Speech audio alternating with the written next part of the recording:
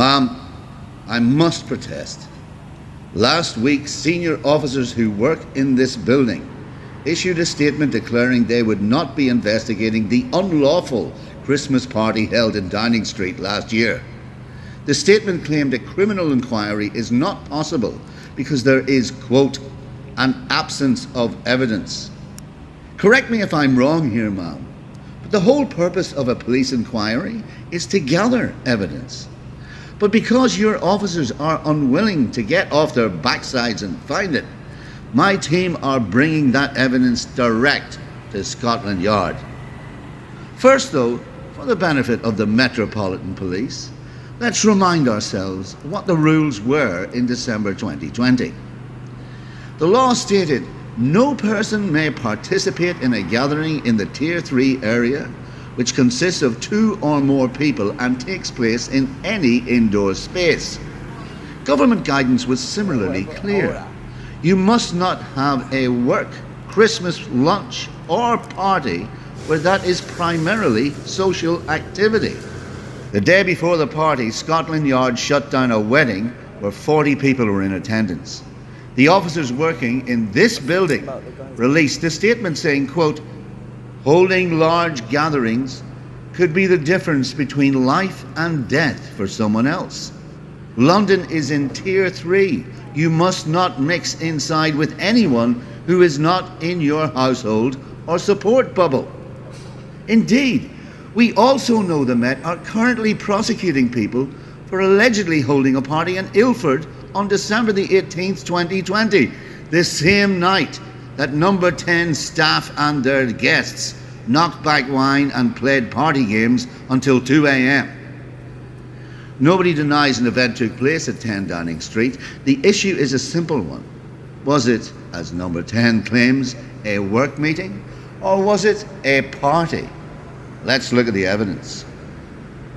It's now been established that invitations were sent out by the press team 3 weeks before the event and that invitees included people who don't work in Downing Street. The invitation said food and wine would be served and there would be an exchange of gifts. Some people wore Christmas jumpers to the event, while others brought secret Santa presents. According to one person who was there, you might call them a witness, quote, everyone was packed shoulder to shoulder. If it looks like a party, sounds like a party, stinks of booze and goes on till 2 a.m, it's an effing party. Now, I didn't float up the Lagan in a bubble, and neither did the British public. That is no work meeting. And of course, even Downing Street staff called the event a party.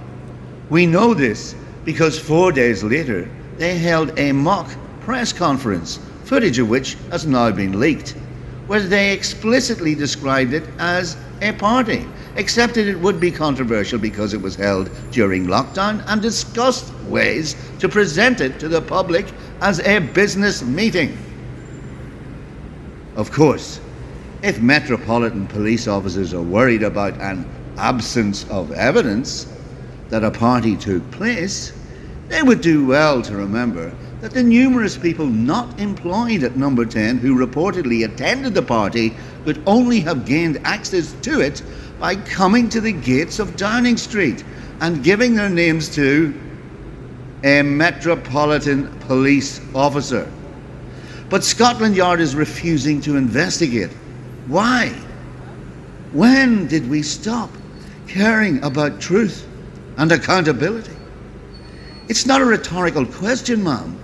The police serve the public.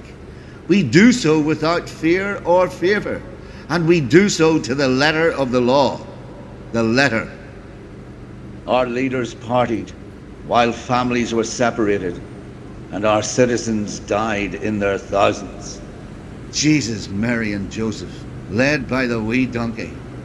Who exactly does the Metropolitan Police work for, ma'am? Our citizens? Or Boris Johnson?